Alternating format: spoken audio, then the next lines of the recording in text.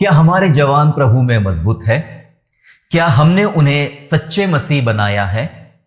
क्या वो ऐसी पीढ़ी बन गई है जैसे बाइबल बताती है? जी हां, आज 3 प्रश्नों के ऊपर हम परमेश्वर के वचन से बात करेंगे, सीखेंगे, जानेंगे, प्रभु की महिमा करेंगे। Praise the Lord. प्रभु के नाम को आज की सुबह हम धन्यवाद करते हैं। ये 3 प्रश्न जो मैंने आज आपके सम्मुख रखे हैं, इसलिए प्रभु की स्तुति करते हैं कि इन प्रश्नों के आधार पे आज हम परमेश्वर के वचन से अभ्यास करेंगे और मनन करेंगे। मेरे प्यारों, आज हमारा विषय है और विषय का नाम है कमजोर पीढ़ी विनाश की सीढ़ी।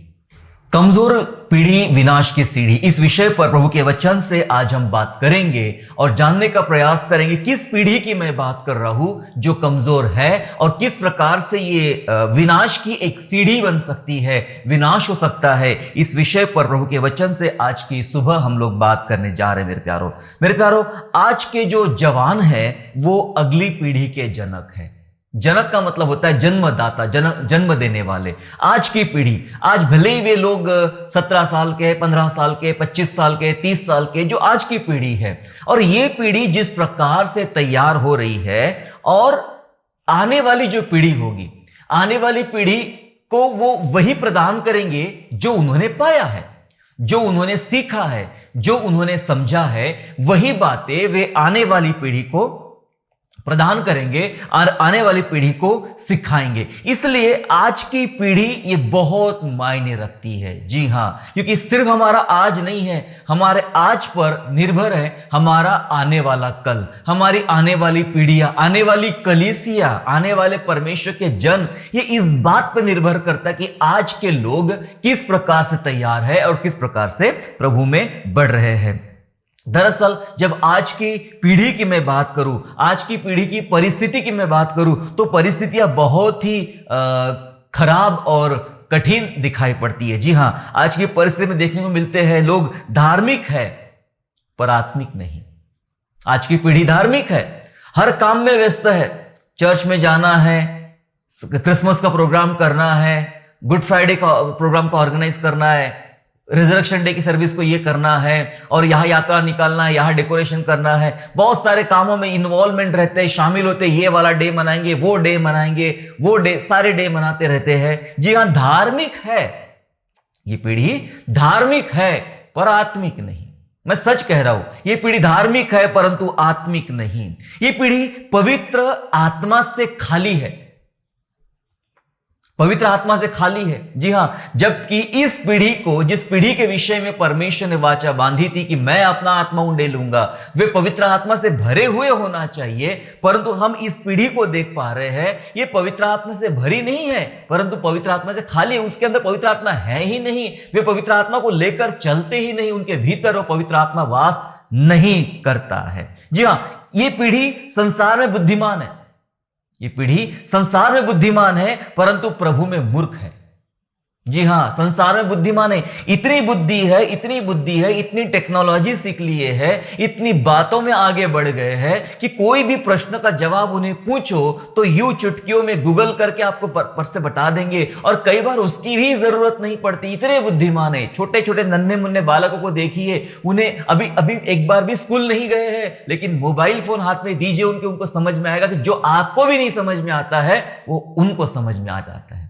बहुत बुद्धिमान है, हर एक समस्याओं का हल उनके पास में। टेक्नोलॉजिकल जो समस्या आती है, दुनिया में क्या हो रहा है, क्या कैसे करना चाहिए, बैंक में क्या हो रहा है, सारी बातों में बुद्धिमान है। लेकिन जब मैं प्रभु की बातें करूं तो प्रभु की बातें करने में ही सिर नीचे झुक जाता है, आंखें नीचे झुक जाती है और कोई जवाब नहीं होता है, क्योंकि मैंने कहा यह संसार में बुद्धिमान तो है पर प्रभु में मूर्ख है।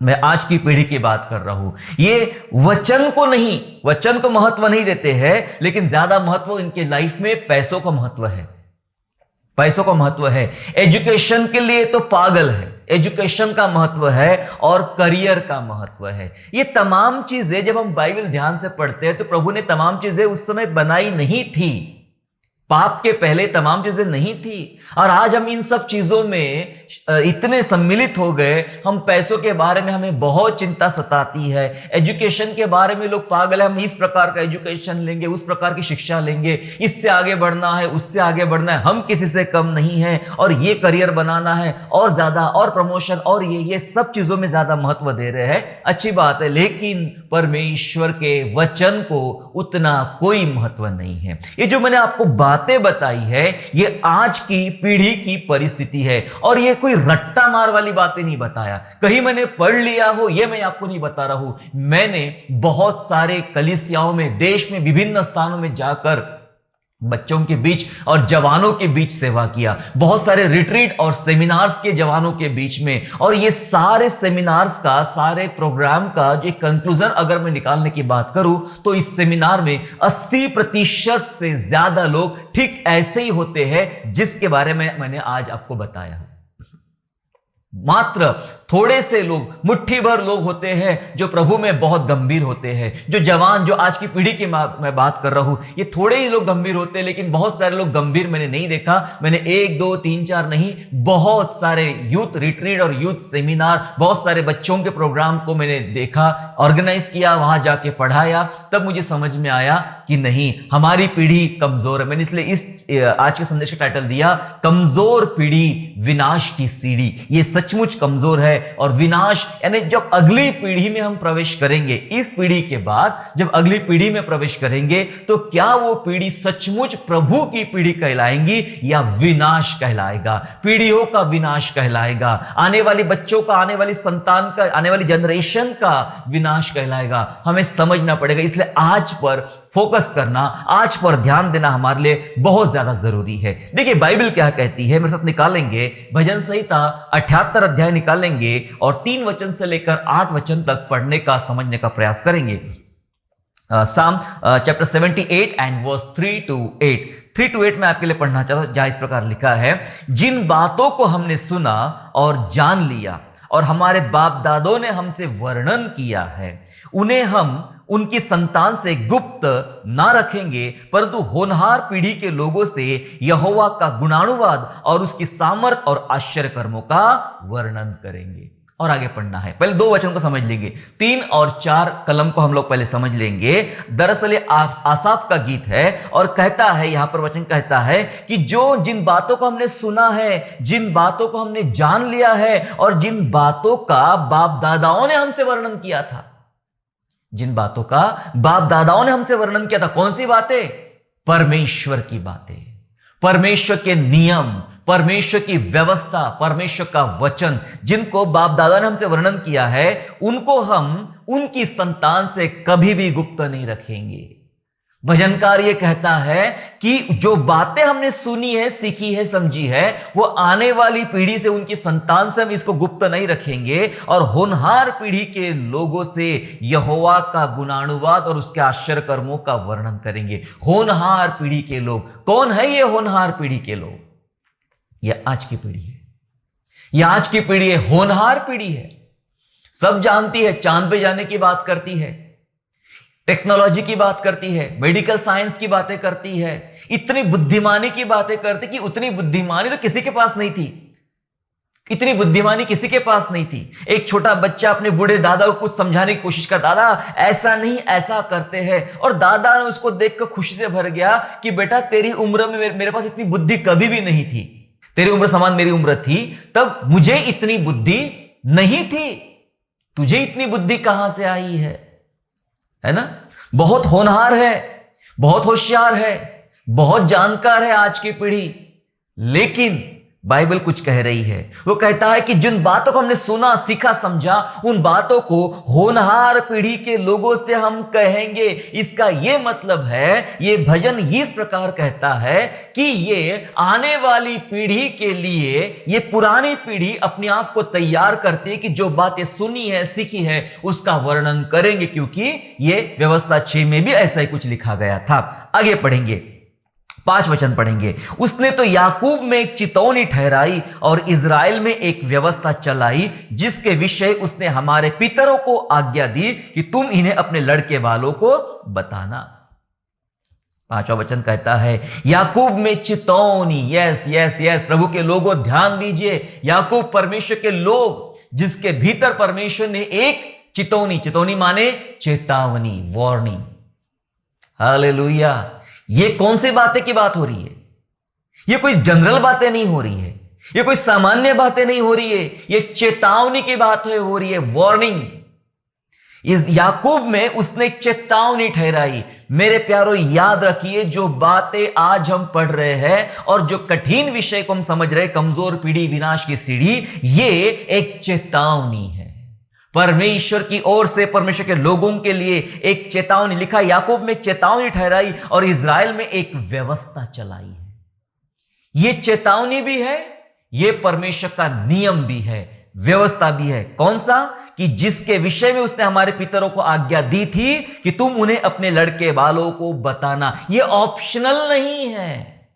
ध्यान दीजिए, ये ऑप्शनल नहीं है कि चलो बताओ भी सकते हैं और नहीं भी बता सकते हैं। जरूरी नहीं है। लोग, बच्चे अपने आप बड़े हो जाएंगे और सीख लेंगे, जवान अपने आप सीख लेंगे। अपने आप कुछ नहीं सीखेंगे साहब, जब तक आप नहीं सिखाओगे, जब तक कलीसिया खड़ी नहीं होगी, जब तक परिवार के लोग खड़े नहीं होंगे, तब तक कोई कुछ सीखने वाला नहीं। क्योंकि ये एक ऑप्शनल नहीं है, ये एक चेतावनी है, ये एक व्यवस्था है, नियम है। मेरे प्यारों, क्या हम आज की पीढ़ी को चेतावनी दे रहे हैं?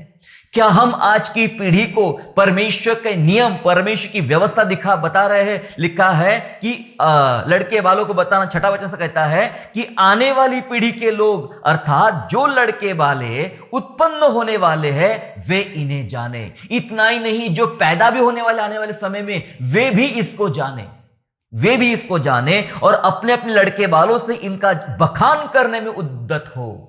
बखान करना है, बखान करने में उद्यत हो, जिससे वे परमेश्वर का आसरा रखे, परमेश्वर का आसरा रखे और ईश्वर के बड़े कामों को भूल ना जाए, परंतु उसकी आज्ञाओं का पालन करते रहे। लिखा है वचन में, परमेश्वर के कामों को भूल ना जाए, उसकी आज्ञाओं का पालन करते रहे। और 8वां वचन बोलता है, और अपने पितरों के समान ना हो, क्योंकि उस पीढ़ी के लोग तो हठीले और झगड़ालू थे और उन्होंने अपना मन स्थिर ना किया था और ना उनकी आत्मा ईश्वर की ओर सच्ची रही। वचन कह रहा है कि आने वाले पीढ़ी को, जो बच्चे पैदा होने वाले होनहार पीढ़ी के लोग होंगे, उन्हें ये सब बातें बताना है जो हमें बाप दादाओं से हमें सीखने को मिली है, ताकि वे परमेश्वर के कामों को याद करें और उन पितरों के समान ना बने जिन्होंने अपने मन को हठीला बना दिया था और परमेश्वर के विरोध में चले गए थे। बाइबल हमें बात कर रही है कि पिछली पीढ़ी, यानी जो पिछली पीढ़ी हो चुकी है, जो आज चल रही है, उसको आदेश है कि अगली पीढ़ी को वो पीढ़ी क्या पास ऑन कर रही है, कौन सी बातें, कौन सी चीजें पास ऑन कर रही है। आपको और मुझे जानने की जरूरत है। मैंने आज एक पिक्चर आपको बताया है, ऐसा पिक्चर हमें देखने को मिलता है। कई आज की पीढ़ी के जवान प्रभु में ठंडे हैं, कई आज के पीढ़ी के जवान ऐसे हैं जिनके विवाह नहीं हो पा रहे हैं और जिनके हुए हैं वो टिक नहीं पा रहे हैं, चल नहीं पा रहे हैं, कलह चल रही है, उनके बच्चों में कलह है। एक अजीब सा समाज हम पैदा कर रहे हैं, एक अजीब सी बातें हम पैदा कर रहे हैं। जो सहानुभूति, जो प्यार, जो आत्मविश्वास, जो आत्मसंयम कलीसिया के भीतर होना चाहिए, वो आज दिखाई नहीं पड़ता। हम एक बनावटी और दिखावटी दुनिया का हिस्सा बनते चले जा रहे हैं। हमारे रिश्ते घनिष्ठ होने की बजाय वे टूटते चले जा रहे हैं, कमजोर हो रहे हैं। प्रभु में हमने जितना ज्यादा आशीषित और बढ़ना है, उतने ज्यादा हम कमजोर हो रहे हैं और बिल्कुल संसार के जैसे बनते चले जा रहे हैं मेरे प्यारों। इसलिए पिछली पीढ़ी क्या कर रही है, पिछली पीढ़ी क्या क्या सोच रही है, यहां पिछली पीढ़ी को आदेश है, चेतावनी है, व्यवस्था है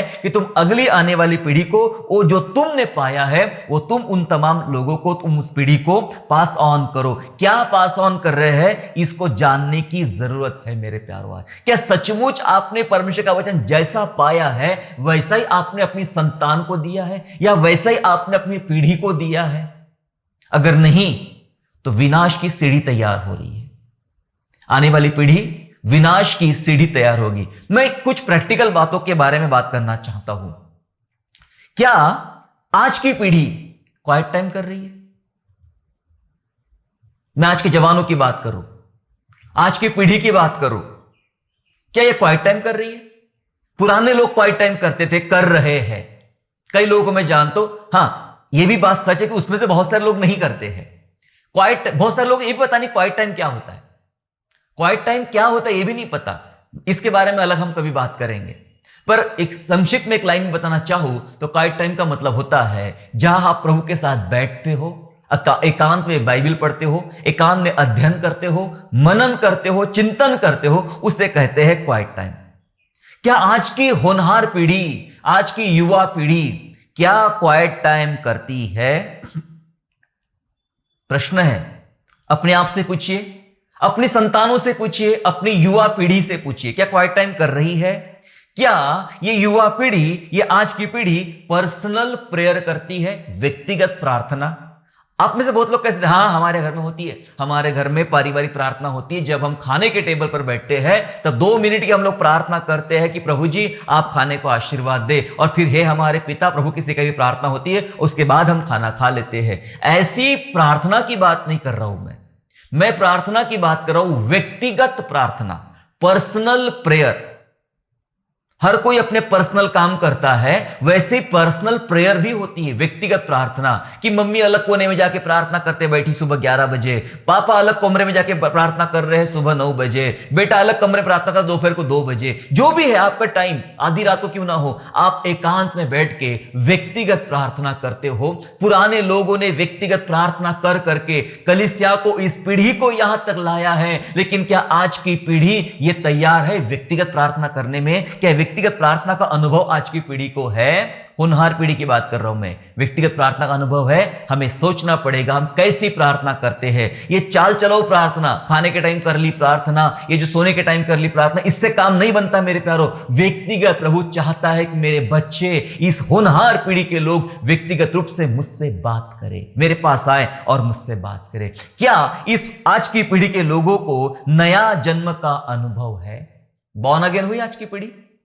किसी को पूछ लो, आपस में पूछ लो, भाई साहब आपको नया जन्म का अनुभव है तो 5 मिनट शेयर कीजिए, नया जन्म क्या होता है।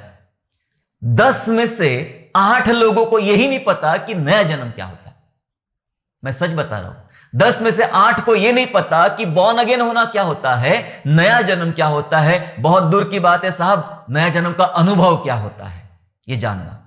जी हां, क्या आज की पीढ़ी नए जन्म का अनुभव कर पा रही है? एक बूढ़ा आदमी निकोदेमुस यीशु के पास आके कहता है कि मैं क्या करूं, परमेश्वर के राज्य को जानने के लिए मैं क्या करूं?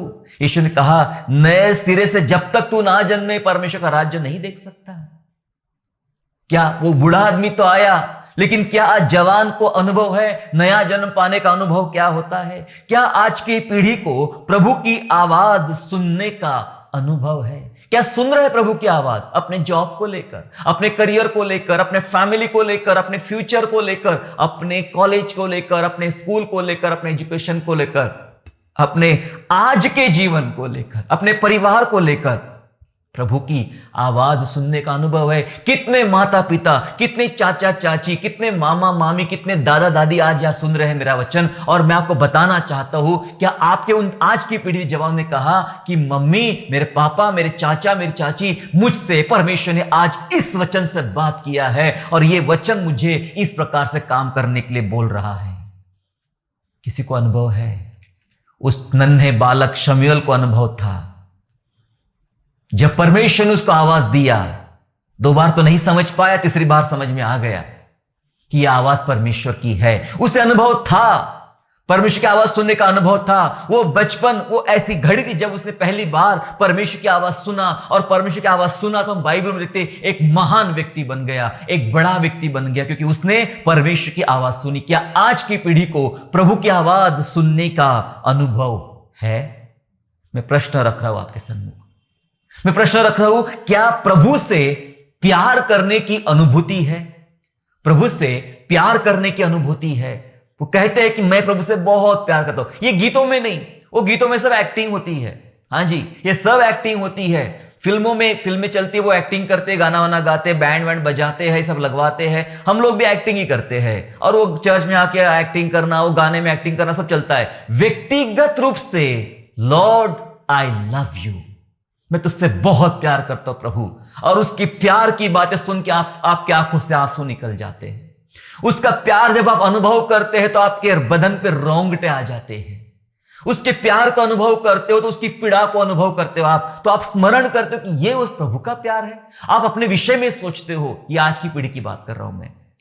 ये सारी बातें आज की पीढ़ी में होना चाहिए, क्योंकि भजन 78 में हमने पढ़ लिया, वो सारी बातें जो हमने सीखी समझी है वो इस होनहार पीढ़ी के लोगों को बताएंगे। कहीं ऐसा ना हो कि जैसे हमारे पुरनियों ने, पितरों ने जो मन कठोर किया था, कहीं आज की पीढ़ी मन कठोर करके ना बैठ जाए। मैं कुछ उदाहरणों के साथ आपको बताना चाहूंगा। कुछ उदाहरण मैं आपके सामने रखना चाहता हूं। कुछ उदाहरण इस प्रकार से है कि बाइबल से कुछ लोगों के बारे में बात करेंगे या उन जवानों के बारे में बात करेंगे, क्योंकि हो सकता है कि इतनी बातें मैंने बताया, क्वाइट टाइम के बारे में, पर्सनल प्रेयर के बारे में, नया जन्म के अनुभव के बारे में, प्रभु की आवाज सुनने के बारे में, प्रभु से प्यार करने के बारे में, बहुत सारी बातें मैंने बताया। आप कह सकते हैं सर ये जवानी की उम्र है, ये खेलने कूदने की उम्र है, ये मस्ती करने की उम्र है, खाने पीने करने दो ना, जब बूढ़े होंगे तब करेंगे, जब वे बूढ़े होंगे तब करेंगे। मैं एक बार उदाहरण दिया था। मैं सोचा एक छोटा बच्चा आम खा रहा था, अभी आम का सीजन चल रहा है इंडिया में, तो आम खा रहा था, आम को दबा दबा के चूस के अच्छा आम खा लिया और पूरा चूस लिया। बाद में कहता पापा से, पापा जी अब आप खा लीजिए। पापा देखते इसमें कुछ नहीं बचा, एक गुठली बची है और छिलका बचा है, कुछ नहीं है, उठा के पापा फेंक देगा। मैं सोचूंगा तो बच्चे को थप्पड़ लगा, ये क्या है, ये तरीका है कुछ देने का कि पहले पूरा आम खा लिया और ये सूखा आम दे रहे हो। हम यही काम करते प्रभु के साथ भी। अपनी पूरी जवानी, अपना पूरा किशोर अवस्था, अपना पूरा बचपन आम के समान सुंदर दबा दबा के खा लेते हैं, खुद के लिए इस्तेमाल करते हैं। घूमने जाना है, खाना पीना है, मस्ती करना है, क्लब में जाना है, ये खरीदना है, ऐसा शौक पूरा करना है, सब हो जाए। जब रिटायरमेंट की उम्र आएंगी, जब आप बूढ़े होंगे, तब कहते हैं अब मैं प्रार्थना करूंगा, अब मैं क्वाइट टाइम करूंगा, अब मैं प्रभु की सेवा करूंगा। तब की बात कर रहे हो जब आपके मुंह में दांत नहीं है, पेट में आंत नहीं है, मुंडी ऐसी ऐसी हिल रही है, शरीर थर थर थर थर कांपता है, किसी की मदद की जरूरत पड़ती, क्योंकि आम का पूरा ताजा गाढ़ा सुंदर रस जवानी में खर्चा कर लिया है, बचाए तो छिलका और गुठली, इसको फेंकने के अलावा किसी काम की नहीं। हे जवान, अपनी जवानी की दिनों में मगन रहे, पर याद रख तुझे इन सब बातों के बारे में परमेश्वर को लेखा देना पड़ेगा।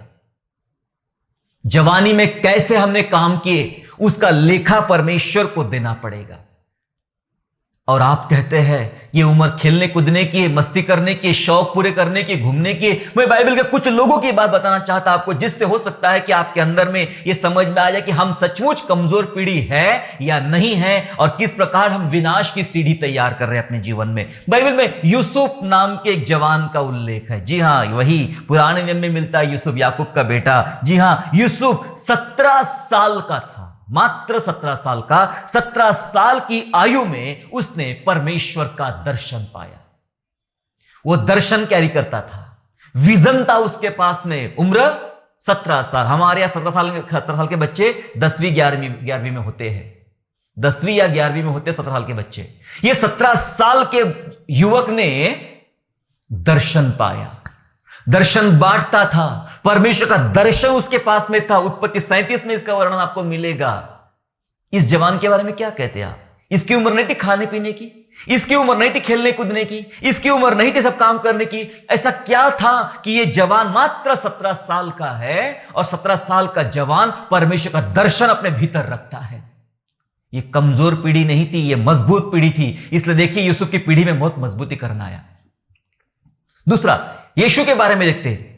बाइबल में प्रभु यीशु के बारे में देखते हैं। मात्र 12 साल का था, 12 साल का वर्णन है। और 12 साल की उम्रों में बूढ़े बूढ़े लोगों से, बड़े बूढ़े लोगों से, फरीसियों से, शास्त्रियों से वचनों के विषय में वाद विवाद करते पाया गया। मंदिर में बैठकर विद्वानों से वाद विवाद करता है वचनों को लेकर। उम्र 12 साल। हालेलुया।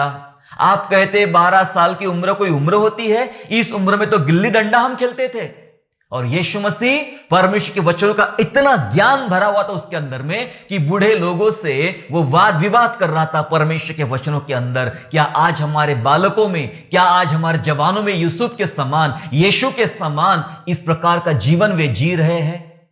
किस माहौल में हमारे बढ़ रहे बच्चे आगे, हमें जानना पड़ेगा। बस मोबाइल गेम में और इसमें उसमें खाना पीना, नए कपड़े पहनना, इस प्रकार से डांस करना, इस प्रकार से ये करना, यही सब संसारिकता में बढ़ गए हैं और आत्मिकता घट गए। मैंने पहले ही कहा, ये बच्चे धार्मिक तो है पर आत्मिक नहीं, बुद्धिमान तो है लेकिन प्रभु के लिए बहुत बड़े मूर्ख है।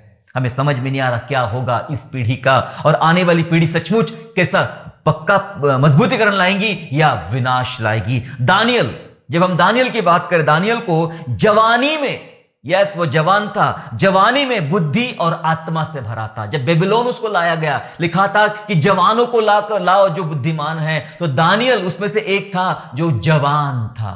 कैसा था? आत्मा से भरा था और बुद्धि से भरा था। आज हमारे जवान क्या सचमुच पवित्र आत्मा से भरे हैं और बुद्धि से भरे हैं?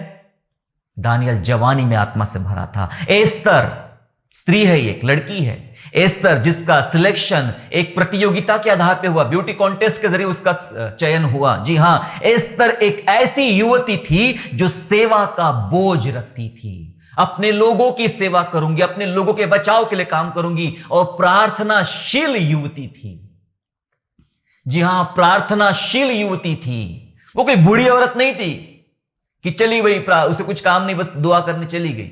मैं जितनों के उदाहरण बता रहा हूं, ये तमाम जवान है, यूथ है, ये नई पीढ़ी थी। जी हां, वो ऐसी यूथ थी जो सेवा का और लोगों की मदद का और प्रार्थना का बोझ रखती थी। दाऊद के बारे में बात करें तो दाऊद एक ऐसा किशोर लड़का था। जी हां, ये जवान भी नहीं हुआ था पूरा, ये किशोर लड़का था। दाऊद एक ऐसा किशोर लड़का था जो परमेश्वर के बारे में सही ज्ञान रखता था, सही ज्ञान रखता था, और उसी की वजह से वो गोलियत से लड़ पड़ा। क्योंकि गोलियत ने इजराइल के राजा को नहीं ललकारा था, गोलियत ने इजराइल के परमेश्वर को ललकारा था। इसलिए दाऊद भागा और दाऊद लड़ पड़ा गोलियत से, क्योंकि वो परमेश्वर के बारे में बराबर सही ज्ञान रखता था। आज की पीढ़ी से वचनों की बात कर लूं मैं, बाइबल की बात कर लूं मैं, तो सिर नीचे झुका लेते हैं, मुंडी नीचे आती है, कोई जवाब नहीं होता है उनके पास में। कैसी पीढ़ी तैयार हो रही है। ये कौन थे? ये बूढ़े लोग थे, यहां बाद में बूढ़े हुए, पर अब जिस समय की मैं बात बता रहा हूं, ये जवान अवस्था में है, युवक अवस्था में है, बाल्य अवस्था में है, किशोर अवस्था में है, और इनके पास आत्मा की भरपूरी है, इनके पास वचन है, इनके पास सामर्थ है। इस कारण इन लोगों का जीवन बर्बाद नहीं हुआ। आज हमारे पीढ़ियों का जीवन बर्बाद हो रहा है। आज मैं लोगों से बात करूं तो लोगों के अंदर पूरी संसारिकता दिखाई पड़ती है, आत्मिकता ढूंढने पर भी दिखाई नहीं पड़ती है। मसीह परिवार में पैदा होने का मतलब यह नहीं होता कि हम बहुत अच्छे आत्मिक मसीह है करके, बिल्कुल भी नहीं, नेवर। हमें खुद मेहनत करना पड़ेगा, आज की पीढ़ी को स्वयं मेहनत करना पड़ेगा, और पुरानी पीढ़ी को, इस पीढ़ी को धक्का लगाना पड़ेगा, पुश करना पड़ेगा, उन्हें तमाम चीजें पास ऑन करना पड़ेगा, सिखाना पड़ेगा मेरे प्यारों। जी हां, इस पीढ़ी को मजबूत करने के लिए क्या करना चाहिए, इस विषय पर हम लोग बात करेंगे। इस पीढ़ी को मजबूत करने के लिए क्या करना चाहिए? पहला काम करना चाहिए, परमेश्वर के साथ उनका आमना सामना कराना चाहिए। हालेलुया। परमेश्वर के साथ इस पीढ़ी का आमना सामना कराना चाहिए। सबसे पहली बात यही है मेरे प्यारों कि कई बार लोगों को, या इस पीढ़ी को, इस होनहार पीढ़ी की बात कर रहा हूं मैं, इस होनहार पीढ़ी को परमेश्वर के साथ एनकाउंटर होने का अनुभव नहीं है, आमना सामना का अनुभव नहीं है। वो सुनते रहते प्रचारकों के मुंह से, चर्च में गवाहियां सुनते रहते हैं, बड़े बुजुर्गों से किस्से सुनते रहते, पर उनको व्यक्तिगत अनुभव नहीं है, व्यक्तिगत अनुभव नहीं है। और उनको व्यक्तिगत अनुभव होना चाहिए, जैसा अनुभव शाऊल को आया, जैसा अनुभव शाऊल जो बाद में पौलुस बना उसको आया। प्रेरितों के काम 9वां अध्याय और 3 से 6 पढ़ेंगे हम लोग, book of Acts chapter 9 and verse 3 to 6, जहां इस प्रकार लिखा है, परंतु चलते चलते जब वह दमिश्क के निकट पहुंचा तो एकाएक आकाश से उसको चारों ओर से ज्योति चमकी और वह भूमि पर गिर पड़ा और यह शब्द सुना कि हे शाऊल तू मुझे क्यों सताता है? उसने पूछा, हे प्रभु तू कौन है? उसने कहा, मैं यीशु हूं जिसे तू सताता है, परंतु अब उठकर नगर में जा और जो तुझे करना है वह तुझसे कहा जाएगा। बस 2 लाइन में बात खत्म और मामला बदल गया। एक जवान शाऊल भी जवान अवस्था में है। एक जवान अलग ही धुन में था। हमारे आज के जवान अलग ही धुन में है। उन्हें कुछ कर दिखाने का जुनून है, कुछ बनने का जुनून है, कुछ किस चीज का जुनून है, अलग ही जुनून सवार है। ऐसा जुनून नहीं दिया था साहब परमेश्वर ने हमें, ऐसा जुनून नहीं दिया था। बोले खाने में हो, खाने को हो, पहनने को हो तो उसी में संतोष करना। ज्यादा लोगों ने तकलीफ उठा के ज्यादा अपने जीवन को छलनी बना दिया, दुख में डाल दिया है। अलग ही धुन में, ये शाऊल भी अलग ही धुन में था। लेकिन एक समय ऐसा आया कि प्रभु यीशु के साथ उसका एनकाउंटर हुआ, आमना सामना हुआ और शाऊल का जीवन बदल गया। शाऊल एक जवान था जिसका जीवन परिवर्तन हो गया, है ना। आमना सामना हुआ। माता पिता को, या मैं कहूंगा आज की पीढ़ी को, विशेष रूप से वो पीढ़ी, पुरानी पीढ़ी जो अभी आज की पीढ़ी में आ चुकी है, खत्म होने पर है और नई पीढ़ी आगे बढ़ने वाली है।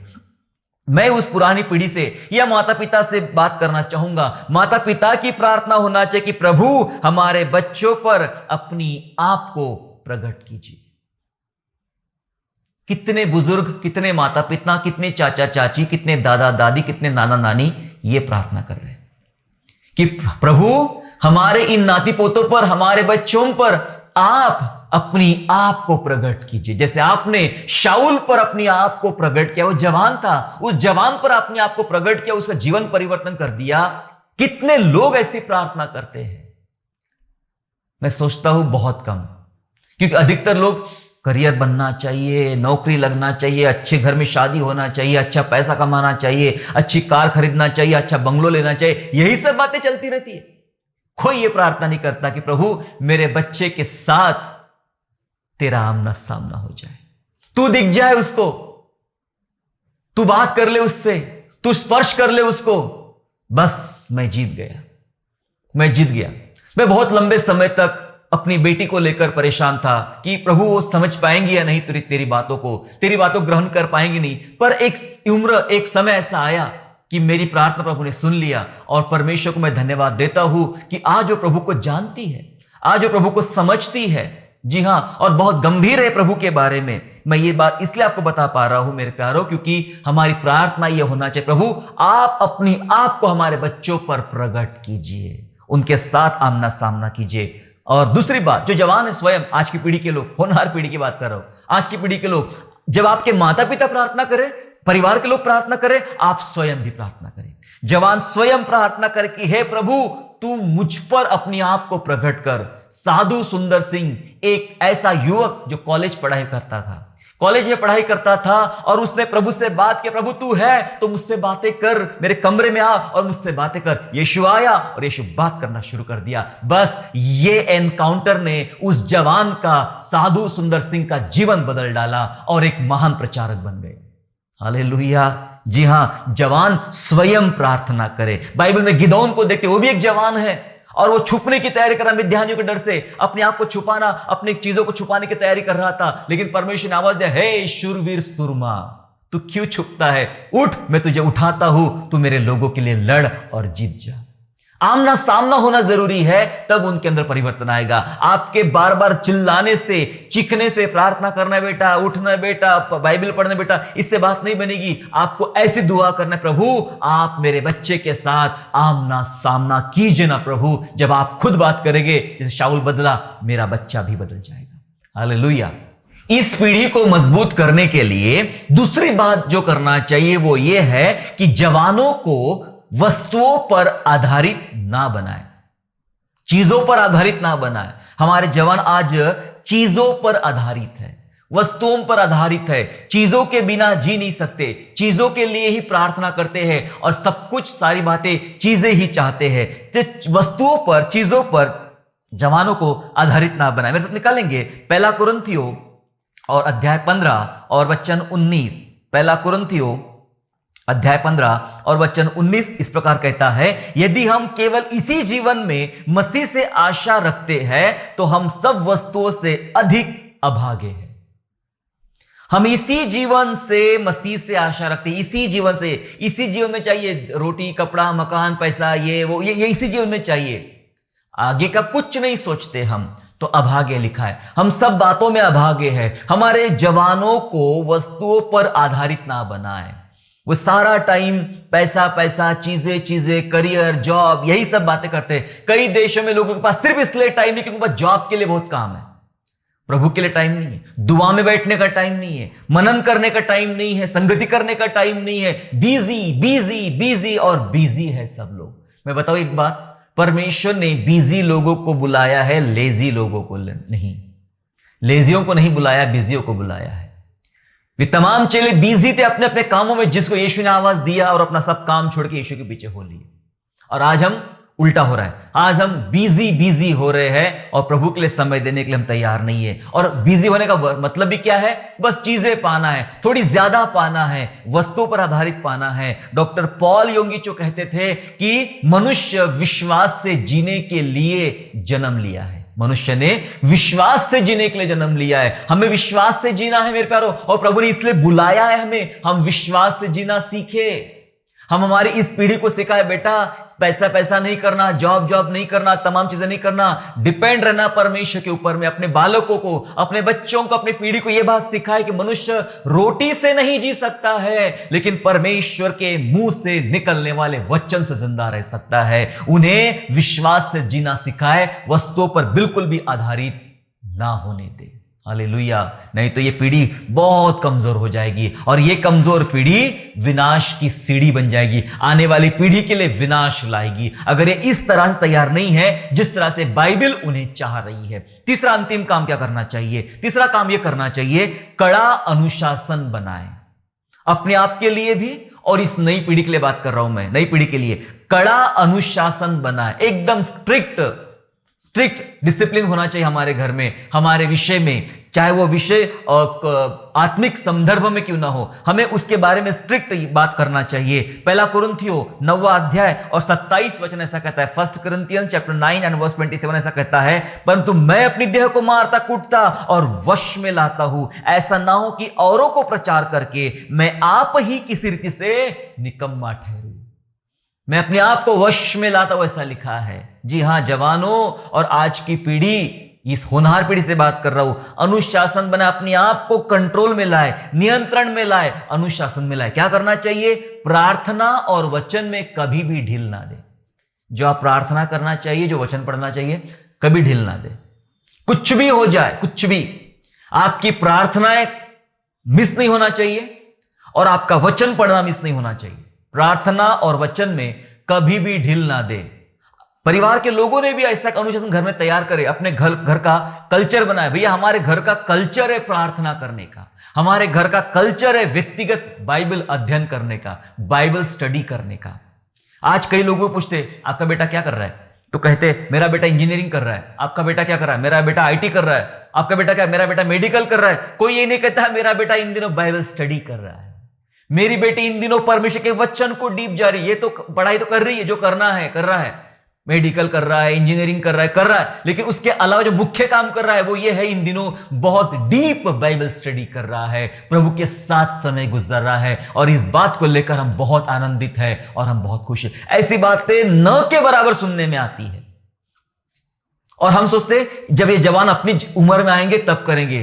भाई यही उम्र होती है, यही पीढ़ी की उम्र होती है। इस उम्र में आपने जो सिखाना सिखा दो। वचन कहता है बच्चों को शिक्षा उसी मार्ग की दे जिसमें उसको चलना चाहिए, और वो बुढ़ापे में उससे नहीं हटेगा। आपको वो शिक्षा देना है इन्हीं दिनों में, इसी पीढ़ी में, इसी उम्र में, तब जाके आगे वे योग्य बनेंगे और परमेश्वर के लायक बनेंगे, प्रभु की महिमा करेंगे। इसलिए मेरे प्यारो, प्रार्थना और वचन में कभी भी ढील ना दे। प्रतिदिन पवित्र आत्मा की जरूरत समझे। प्रतिदिन आज मुझे जरूरत है परमेश्वर की, पवित्र आत्मा की। हमारे पीढ़ी को, इस पीढ़ी को डिपेंड होना सिखाए। बेटा परमेश्वर पर डिपेंड होना है, पवित्र आत्मा पर निर्भर होना है, पवित्र आत्मा की सुनना है। अपने किसी भी जीवन के महत्वपूर्ण फैसला लेने से पहले पवित्र आत्मा की सुनना है। उसकी जरूरत है मुझे, एवरी डे, प्रतिदिन जरूरत है। ऐसा नहीं कोई महान बड़ी सभा में चले गए और प्रचारक ने प्रार्थना किया और आप गिर गए, बस उस दिन का अनुभव से काम नहीं चलेगा। एवरी डे चाहिए। पवित्र आत्मा मुझे आइए, मेरे जीवन को भरिए, मुझे सिखाइए। प्रतिदिन पवित्र आत्मा की जरूरत समझे और खुद की जांच करे, खुद का मूल्यांकन करे, खुद की जांच करे। मैं बराबर चल रहा हूं, जैसा प्रभु चाहता है मैं चल रहा हूं, मैं इस नई पीढ़ी को वैसा तैयार कर रहा हूं। बहुत मेहनत करना पड़ेगा मेरे प्यारों। पुरानी पीढ़ी को नई पीढ़ी के लिए तैयार करने के लिए बहुत मेहनत करना पड़ेगा। यदि ऐसा ना करोगे तो विनाश की सीढ़ी तैयार हो जाएगी। आने वाले समय में फिर प्रचारों की कमी हो जाएगी, क्योंकि एक ऐसी जनरेशन तैयार होंगी जो प्रभु को नहीं जानती है, और उसके लिए सुनाने वाले सुसमाचार प्रचारक फिर कम पड़ जाएंगे। यही होता आया है पिछले 2000 सालों से। एक लोग व्यक्तिगत रूप से प्रभु को सीखते हैं, पर वे अपनी पीढ़ी को पास ऑन करने में फेल हो जाते हैं। इसलिए हर पीढ़ी में प्रचारकों की जरूरत पड़ती है और सुसमाचारों बताने वालों की जरूरत पड़ती है।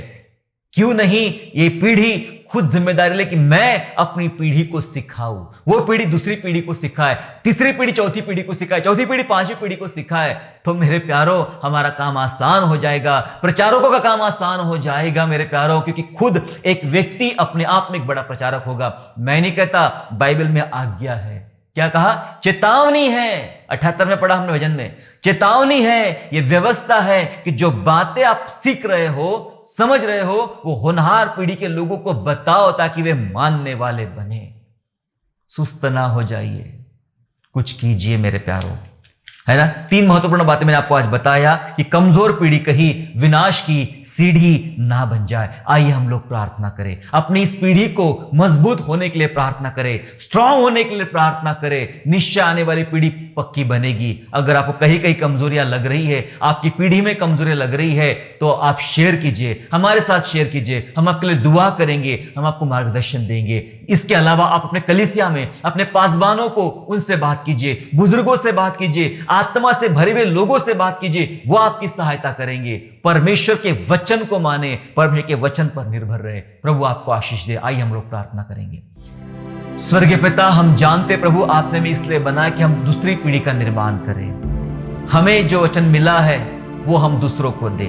तूने इब्राहिम के विषय में बात किया कि वो अपने बच्चों को सिखाएगा, अपने बच्चों को प्रभु के भय में चलना, प्रभु के मार्ग में चलना सिखाएगा। आपका विश्वास था प्रभु जी, और इब्राहिम ने वैसा ही किया। प्रभु आज हमें सिखा कि हम भी ऐसी बातों को माने, ऐसी बातों को जाने, और अगली पीढ़ी को हम सही रूप से तैयार करने वाले बने। हमें आशीर्वाद दे प्रभु जी। यूसुफ के मानिन हमारे बच्चे 17 साल की उम्र में दर्शन से भर जाए। यीशु के मानिन पिता हमारे बच्चे 12 साल की उम्र में वचनों से पिता भर जाए और बात करना शुरू कर दे। दानियल के समान, एस्तर के समान, दाऊद के समान प्रभु जी उस जवानी में, भर जवानी में आत्मा से भरे जाए, बुद्धि से भरे जाए, पवित्र वचन से भरे जाए, और प्रभु के हृदय से भरकर प्रभु के लिए कार्य करने वाले बने। प्रभु ऐसी हमारी पीढ़ी को बनाइए। हम देख रहे ये पीढ़ी बिल्कुल भी सही ढंग से नहीं चल पा रही है, सही दिशा में नहीं चल पा रही है। परमेश्वर बचा, इनको तैयार कर, इनको मजबूत कर, ताकि एक बड़ी फसल आने वाले युग में, आने वाले समय में हमारी कलीसियाएं काट सके। प्रभु जी हम धन्यवाद करते हैं, महिमा आदर गौरव आपको देते पिता परमेश्वर। हमारे जो पुरानी पीढ़ी है उनके लिए दुआ करते, उनकी समझ खोल, उनकी आंखें खोल, वे तैयार होकर प्रभु जी अपनी नई पीढ़ी को सही शिक्षा दे सके और प्रभु के मार्ग में चलाना सिखाए। प्रभु अनुग्रह मांगते उनके लिए भी। धन्यवाद स्तुति करते हैं, यीशु के नाम से प्रार्थना मांगते हैं, आमीन। आशा करता हूँ आज के संदेश के द्वारा आपने आशीष प्राप्त किया है। यदि सचमुच आपने आशीष प्राप्त किया है तो इस संदेश को दूसरों के साथ शेयर कीजिए, और हमारे दूसरे भी संदेशों को सुनने के लिए हमारे चैनल को सब्सक्राइब करें और नोटिफिकेशन के लिए बेल आइकन को दबाइए। और हाँ, यीशु पर विश्वास करना ना छोड़े, वो आपको आशीषमय स्थानों की ओर आगे ले जाएगा। God bless you all.